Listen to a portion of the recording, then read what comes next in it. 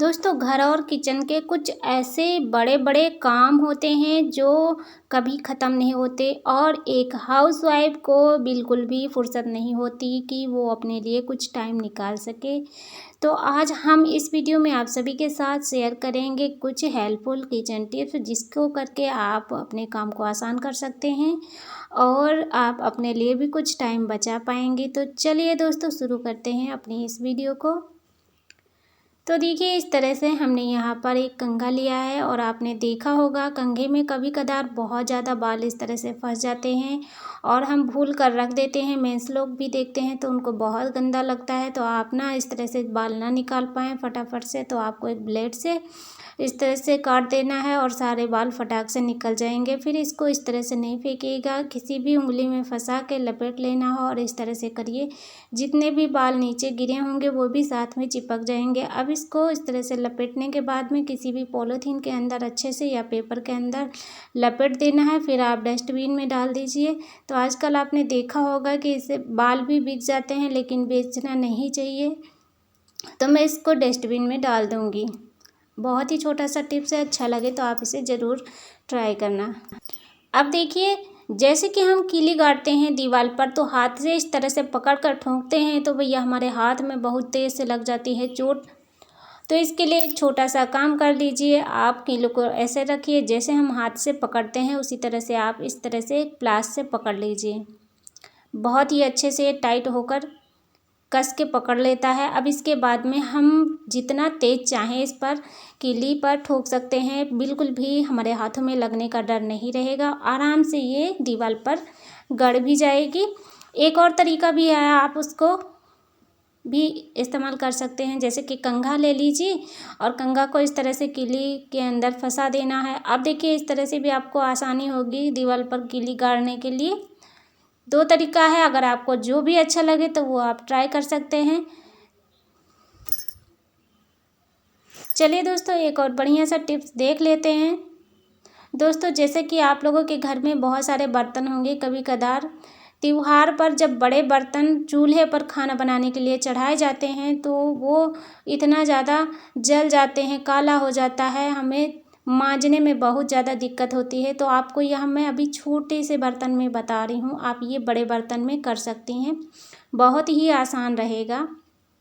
देखिए, इस तरह से बर्तन को पहले भिगो लेना है पीछे साइड। जैसे कि पतीली है या फिर कढ़ाई है तो आप इस तरह से भिगा लीजिए। इसके बाद में साबुन लेना है जो कपड़े धोने का होता है। साबुन को गीला करके इस तरह से पेंदी पर लगा देना अच्छा तरीके से। अगर गीला साबुन नहीं है तो आप यहाँ वॉशिंग पाउडर भी ले सकते हैं, निरमा जो होता है। तो इससे क्या होगा, आप देखिए मैं आपको दिखा रही हूँ काला करके भी, वरना आपको पता नहीं चलेगा कि कैसे करना है। तो इस तरह से देखिए, मैं यहाँ मोमबत्ती को जला दी हूँ। अब इससे ये जब काला हो जाएगा तब देखिए, अगर इसके बाद में हम बर्तन को मांजेंगे धुलेंगे तो ये तुरंत ही छूट जाएगा। कितना भी जला हुआ बर्तन है चूल्हे का वो तुरंत ही छूट जाएगा, बिल्कुल भी घिसने की ज़रूरत नहीं पड़ेगी। जैसे आप गैस के बर्तन धुलते हैं गैस पे चढ़े हुए, उसी तरह से ये काम भी आसान हो जाएगा। वरना चूल्हे पे खाना बनाना तो अच्छा लगता है, लेकिन उस पर जो चढ़े हुए बर्तन होते हैं उसको छुड़ाने के लिए सभी लोग पीछे हटते हैं कि भाई इतना जला हुआ बर्तन हमसे नहीं हो पाएगा। तो इस तरह से करके आप अपने काम को आसान कर सकते हैं और बिल्कुल भी डर नहीं लगेगा आपको चूल्हे पर खाना बनाने से। देखिए, बिल्कुल भी तुरंत ये छूट जाता है हाथ लगाने से ही। अब देखिए, धोकर भी दिखाती हूँ। बहुत ही आसान तरीका है दोस्तों, ये ट्रिक आप ज़रूर अपनाइएगा। बहुत लोग ऐसे होते हैं जिनको हर तरीके की जानकारी नहीं होती। दोस्तों, अगर ये टिप्स अच्छी लगे तो आप ज़रूर इसे ट्राई करना।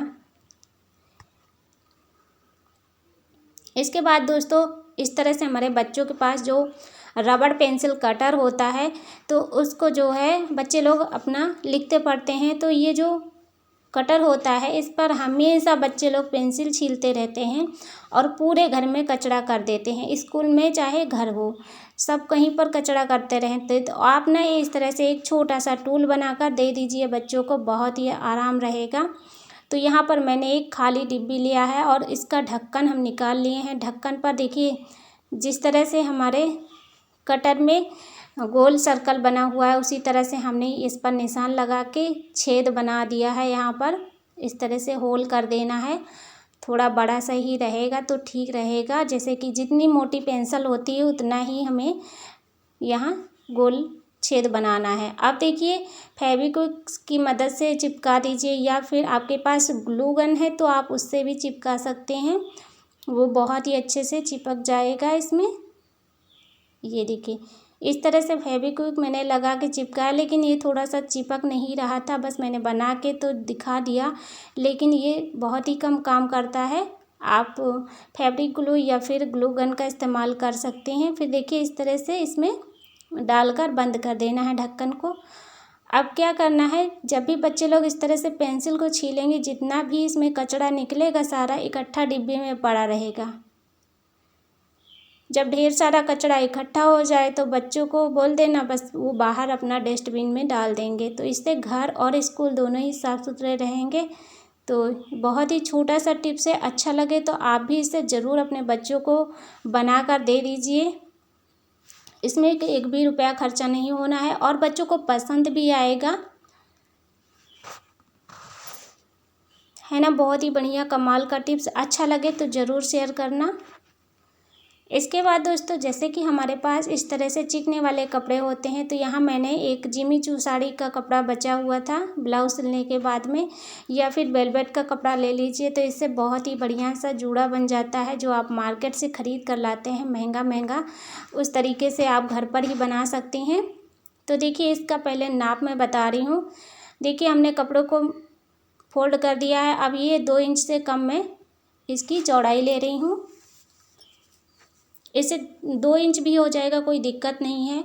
और इसको लंबा लंबा काट लेना है, इस तरह से करके काट लेना है। लंबाई इसकी रहेगी 20 इंच, और इससे ज़्यादा भी ले सकते हैं आप, 24-25 कर सकते हैं। इसे थोड़ा ज़्यादा ही इसमें बढ़िया सा बनेगा, चुन्नट जो बनता है, पफ बनेगा बहुत ही अच्छे तरीके से। तो देखिए, यहाँ 20 इंच इसकी लंबाई है। अब क्या करना है, कपड़े को उल्टा करके हमें सीधी सिलाई लगा देनी है पूरे में। दोनों किनारा नहीं मोड़ना है। तो सिलाई लगाने के बाद में हम दोनों साइड पे छोड़े हैं, तो इस तरह से देख सकते हैं।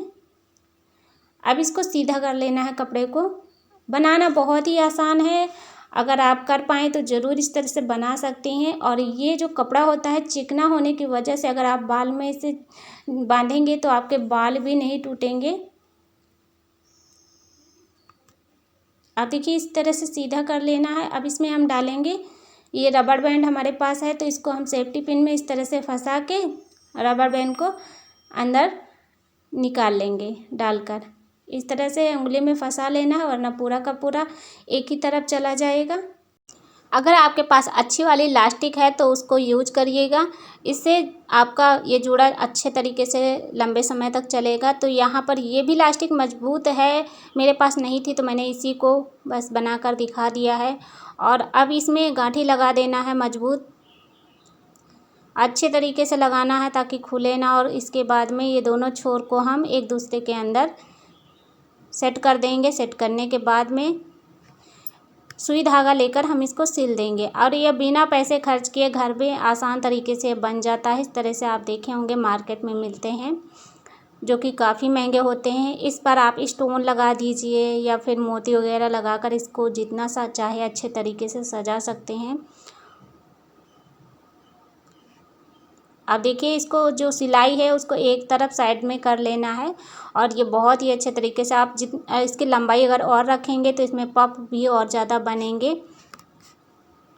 अब ये हमने सीधा कर लिया है, इसमें कोई दिक्कत नहीं होती है, उल्टा सीधा जैसे भी रहेगा, लेकिन देखने में काफ़ी अच्छा लगता है। अब देखिए, सुई धागा लेकर हम इसको, जो किनारा इसका खुला हुआ है, इसको हम हाथ से इस तरह से सिल देंगे। धागा सेम कलर का ही लीजिए, इस तरह से सिलने पर आपको बिल्कुल भी पता नहीं चलेगा। लग रहा है ना जैसे कि हम बाज़ार से ख़रीद कर लाते हैं।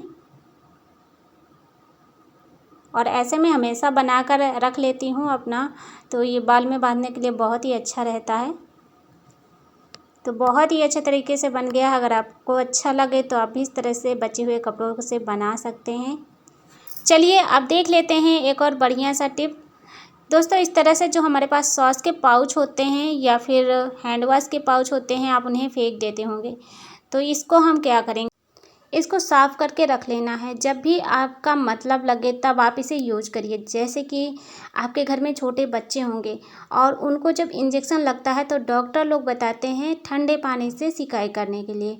तो आप उस जगह पर इस चीज़ का इस्तेमाल कर सकते हैं। इसमें ठंडा पानी डालकर, और ये बच्चों के सिकाई करने के लिए बहुत ही बढ़िया सा टूल बन जाता है, बिना पैसे खर्च के फ्री में, जिसे आप फेंक देते हैं बेकार समझ के। और इसके ढक्कन का भी बहुत बढ़िया सा यूज है, वो मैं आगे बताऊंगी अगली वीडियो में। अभी तो मैं इसका ही यूज बता रही हूँ। तो इस तरह से देखिए, इसमें पानी बिल्कुल भी गर्म जल्दी से नहीं होगा और ये बहुत ही अच्छे तरीके से यूज में ले सकते हैं इस तरह से करके। अब देखिए, इसको फ्रीज में रख देना है, पानी भर के ठंडा रहेगा। जब भी आपको मतलब लगे तब आप इसे निकाल कर यूज कर सकते हैं। बहुत ही छोटा सा टिप है, अगर अच्छा लगे तो आप इसे ज़रूर इस्तेमाल करना, ट्राई करना। चलिए देख लेते हैं एक और बढ़िया सा टिप।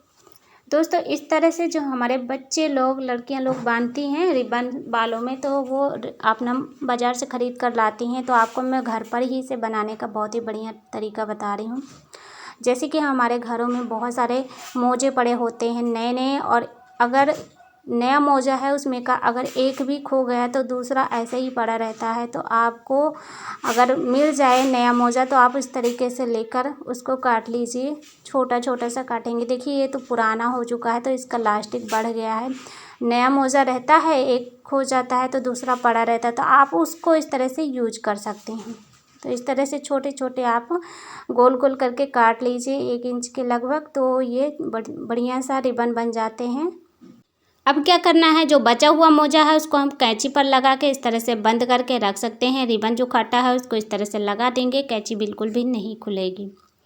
चलिए दोस्तों एक और बढ़िया सा टिप्स देख लेते हैं। दोस्तों जैसे कि हम घर में जब भी लेडीज़ लोग झाड़ू लगाती हैं तो चूड़ी में इसकी सीख फंस जाती है, और इस तरह से जब हम ठोकते हैं नीचे की साइड तो ये तार हमारे हाथों में लग जाता है, और कभी कदार सींक का 1 आध 2 पतली सी रहती हैं नोकदार, तो वो भी लग जाती हैं। मेरे हाथ में कई बार ऐसा हुआ है।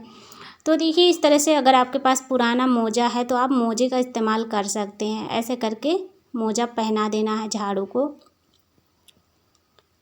अब देखिए जब भी आप झाड़ू लगाएंगे तो बिल्कुल भी ये तार हाथ में नहीं लगेगा, आराम से ये काम हो जाएगा। और जब भी झाड़ू को धुलना हो तो आप मोजे को निकाल कर झाड़ू धो सकते हैं, फिर से वापस लगा दीजिए।